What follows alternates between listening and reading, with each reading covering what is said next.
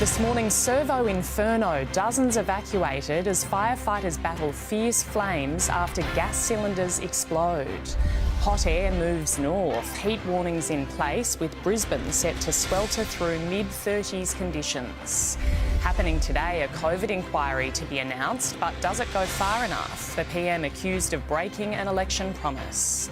And France rolls out the red carpet as King Charles and Queen Camilla arrive in Paris. This is 7 News with Jody Spears. Good morning, welcome to 7 News. Dozens of firefighters were called to Western Sydney overnight after gas cylinders exploded at a petrol station in Fairfield. Neighbouring homes were evacuated as crews took hours to extinguish the flames. We've had about 50 firefighters and 17 fire appliances that have responded. The fire was spreading to the service station building, the house on one side and the houses behind. So it was a challenging and complex incident. There were no injuries, and how the cylinders caught fire remains under investigation. The total fire ban, which was in place across the Greater Sydney region, has been downgraded, with a moderate fire danger warning now in place.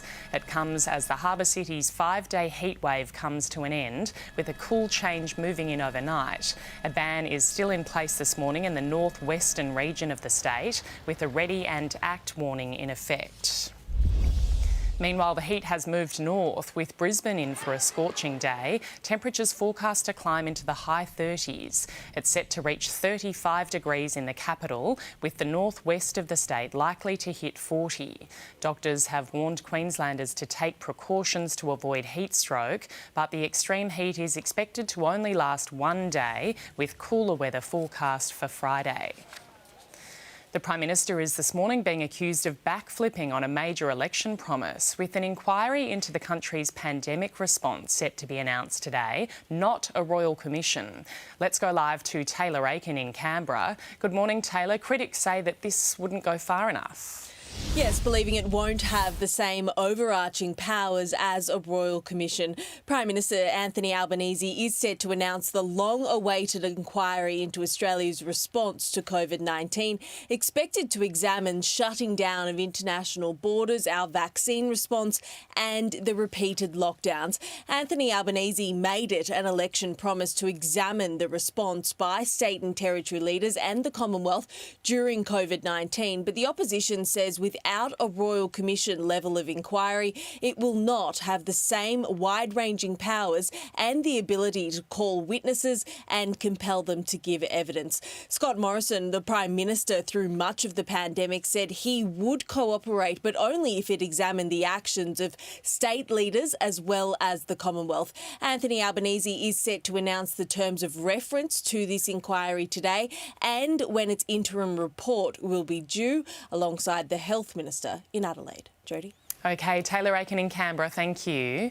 The WA Catholic Church has surrendered a bombshell report into the former Bishop of Broome to police, which made allegations he may have sexually abused 4 minors and potentially groomed up to 67 others. The report into Christopher Saunders had previously been kept secret for 4 months, with the church failing to report the matter to authorities. A state parliamentary inquiry is now considering calling on Australia's most senior Catholic Archbishop for questioning over the handling of the document. More than 20 vehicles have been taken off Sydney roads before they can be used in underworld killings or drive-by shootings. The cars were found parked in suburbs including Berala, St Mary's, Penrith and Werrington, and with jerry cans, balaclavas and fake licence plates inside. It follows a number of shootings where burnt-out cars were discovered nearby. The crackdown was part of Task Force Magnus, which was formed to quell an escalating gang war across the city. A man has been arrested following a serious stabbing in Adelaide's north overnight. Police blocking off a street in Salisbury Downs after finding a 35-year-old man with life-threatening injuries. It's been reported that a 21-year-old woman claims she was the intended target of the attack, potentially driven by a love triangle gone wrong. A three-day manhunt across 2 states for an armed and dangerous fugitive has ended in a deadly shootout. Stanley Turvey was shot dead by police after being cornered on a property in Victoria's north and pointing his gun at tactical officers. The 33-year-old, who had distinctive face tattoos, had been on the run since Monday when officers tried to arrest him.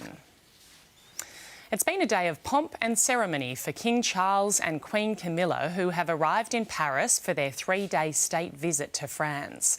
Let's go live to Europe correspondent Ash Mullaney now. Good morning, Ash. The French certainly rolled out the red carpet for the royal couple.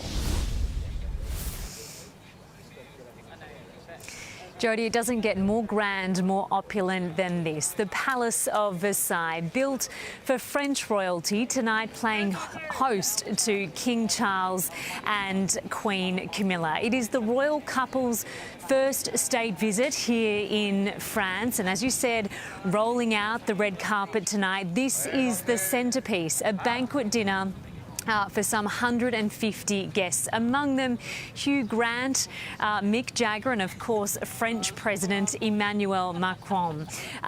King Charles set to deliver a speech tonight to thank his hosts. In part, he'll be delivering that in French. The royals had an official welcome earlier today at the Arc de Triomphe, where they had an impressive flyover. The king at one point sticking his head out of the sunroof with the president to wave hello to passers-by. This, of course, all coming after a frosty few years in the relationship between France and the UK. And this, of course, a perfect opportunity to hit reset on the relationship. And no better way to do that than over a glass of champagne here tonight, Jodie. Absolutely not. Ash Mullaney in Paris, thank you. A quick check of sport now, and Collingwood have been bolstered by the return of 20-year-old Brownlow favourite Nick Dacos from a knee fracture. The hottest product in the AFL can expect to be the main target of the Orange Tsunami at the MCG. But it'll be hard for him coming. It's a pretty significant injury coming. I can't imagine he would have done a whole heap of footy leading into the game. But we know what he can do and the skills he brings. So, I mean, if you get the chance to tackle him, that'd be nice. Toby Green's GWS take on Collingwood tomorrow night, live on 7. Panthers star Jerome Luai is being put through rigorous training programs to test his fitness ahead of their do-or-die clash with the Storm. He's been named to play only weeks after suffering a dislocated shoulder. Just don't ask his teammates about how excited they are to have the Origin star back. No, not really. Don't really care, to be honest. I just got to control what I can control. Penrith will take on Melbourne this Friday night in Sydney. Checking Thursday's weather now, mostly sunny in Brisbane, heading for a top of 33 degrees. Mostly sunny 23 in Sydney, partly cloudy heading for 19 in Canberra, a shower or two 15 in Melbourne, a shower or two just 13 in Hobart. Partly cloudy 18 degrees the top in Adelaide today, partly cloudy heading for 25 in Perth, and sunny and 33 in Darwin. Welcome back. Peter Dutton suggested that it might rig the Voice referendum against the no vote, but now there's a ruling. If you mark a tick on your ballot paper, it will count. A cross won't. The United Australia Party had gone to court, arguing if crosses aren't accepted, ticks shouldn't be either. The federal court disagreed, siding with the Australian Electoral Commission and decades of democratic tradition. Abortion reform legislation has passed WA Parliament's upper house. The changes axe mandatory counselling for late abortions and lift the gestational age limit to 24 weeks. Doctors who object must refer patients to another provider. Liberal MP Nick Goiran sparked controversy after comparing abortion to genocide, but the bill passed easily overnight without a countback and without any amendments. A muck-up day stunt gone wrong has left a Sydney high school student in hospital. A large group of students from Oak Hill College in Castle Hill were throwing water balloons when a 17-year-old was hit by a car. He was thrown into the air and badly injured. It's believed the driver, an 18-year-old man, was swerving to dodge the water balloons. Thousands of jobs are on offer from some of Australia's biggest retailers ahead of the Christmas shopping bonanza. Young people are the obvious target, but it's pensioners with the most to gain. In this Australia Post warehouse, the number of parcels and packing isn't yet peaking, but soon it will be. And as we go through the next 2-3 months, then we'll see huge volumes coming through our system. The lead up to Christmas is the busiest time of the year, and the company needs an extra 3,000 casual workers. Jobs like customer service, freight handlers, but the priority is forklift and truck drivers. Across the industry, I think we see a real shortage. It's really essential that we have them. They're not the only ones looking for holiday help. Michael Hill, Myer, David Jones and Amazon are also on a hiring blitz. Great opportunity there for young people to get out, particularly through the school holidays, to earn that little bit of extra cash. Worried about the workforce pressures, many businesses started advertising for casual Christmas roles as early as last month, and they're targeting all ages, even seniors. And they can really cash in. A $4,000 work bonus credit for pensioners means singles can earn almost $2,000 a fortnight on top of their regular payments, a potential windfall of more than $24,000 between now and the end of the year. And the longer you can make your money last, then the better lifestyle you're going to have. Christmas cash for anyone willing to earn it. Garth Burley, 7 News. 10 people have died after 2 tornadoes tore through several cities in eastern China. 5 people were killed and 4 severely injured when a twister hit a city on the east coast. 130 homes were destroyed. An even stronger tornado north of Shanghai killed 5 people and left more than 100 homeless. It's the latest deadly extreme weather event to hit the country, which has been grappling with severe floods and heat waves. A gas explosion has ripped apart an apartment block near Moscow, killing 4 people.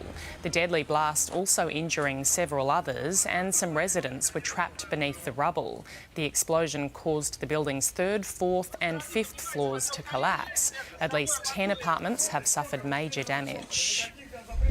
A high school band conductor in Alabama has been tasered by police after refusing to stop his band's performance. Police asked the band to stop playing after a football game so students and spectators would leave the stadium. Body cam video shows that when the conductor refused to comply, officers tasered and arrested him. He's now planning to take legal action against the police department. Hollywood stars have got creative to find ways to help behind-the-scenes workers during the writers' strike. Actors, including Nicole Kidman, have put movie memorabilia and other goods and services on eBay. They're raising funds to support crew members who've lost health insurance during the studio shutdowns. John Lithgow is offering pet portraits, while Adam Scott is offering to walk dogs. Checking finance now, the Dow Jones is up almost 200 points this morning, while the Nasdaq is down 29. In London, the FTSE added 71 points and Germany's DAX gained. Closer to home, Japan's Nikkei closed down 218 points. Hong Kong's Hang Seng fell. The All Ords lost 33 points, as did the ASX 200. On the commodities market, gold is trading at $1,944 an ounce. Oil is $90 a barrel. The Aussie dollar buying 64.89 US cents, 95.95 Japanese yen, and $1.08 New Zealand. These are the stories we're following on the early news. A massive fire has erupted at a petrol station in Sydney's southwest after multiple gas cylinders exploded, prompting the evacuation of dozens of locals. There are warnings in place for large parts of Queensland, set to swelter through mid-30s temperatures today. The Prime Minister is expected to today announce a long-awaited inquiry into Australia's response to the COVID pandemic. And the King and the Queen have been greeted with pomp and diplomacy as they arrive in France for a 3-day state visit. One of the country's biggest poultry producers has launched an 11th hour legal bid to stave off a strike that could cripple the country's chicken supplies. 1,000 workers at Ingham's in South Australia and WA have vowed to walk off the job tomorrow as they fight for a pay rise of around 18% over 3 years.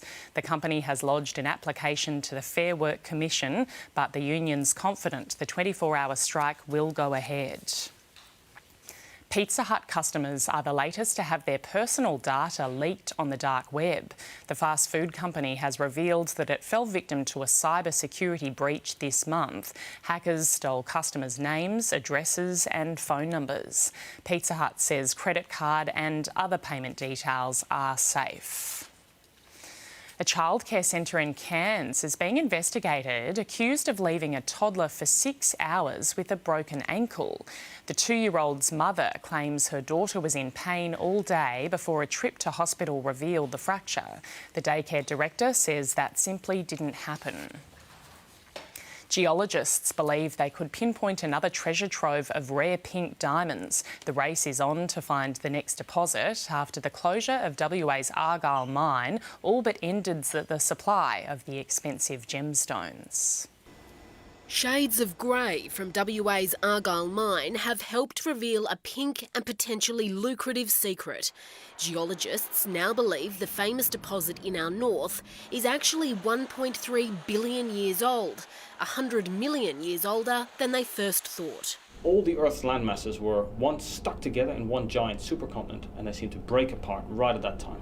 We think that stretching and that pulling apart of these continents allowed the Argyle volcano to shoot up and bring its pink diamonds with it.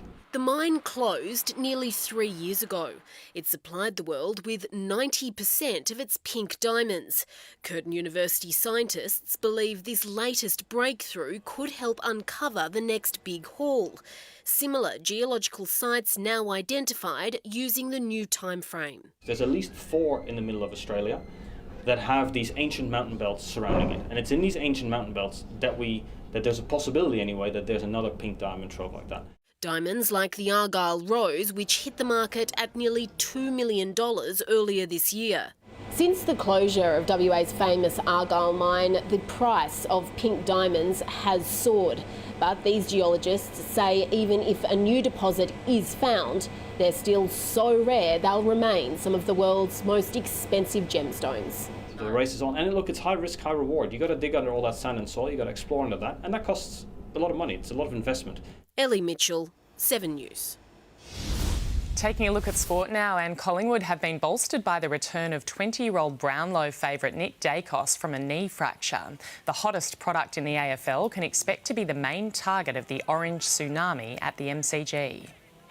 But it'd be hard for him coming. It's a pretty significant injury coming, and I can't imagine he would have done a whole heap of footy leading into the game. But we know what he can do and the skills he brings. So, I mean, if you get the chance to tackle him, that'd be nice. Toby Green's GWS take on Collingwood tomorrow night, live on 7. Panthers star Jerome Luai is being put through rigorous training programs to test his fitness ahead of their do-or-die clash with the Storm. He's been named to play only weeks after suffering a dislocated shoulder. Eager for his return, his teammates are preparing for any outcome if he doesn't pull up fit to play. No, not really. Don't really care, to be honest. I just got to control what I can control. Penrith will take on Melbourne this Friday night in Sydney. Aussie F1 superstar Oscar Piastri has signed on with McLaren until the end of 2026. Piastri's 2-year renewal comes days after a gutsy maiden Singapore Grand Prix where he gained 10 positions. The 22-year-old debuted only back in March, but is making noise amongst the F1 world with his beloved McLaren. Wishing it could go on for years to come, which makes me very happy to say that it will be going on for years to come. Piastri's next race is in the Japanese Grand Prix this Sunday.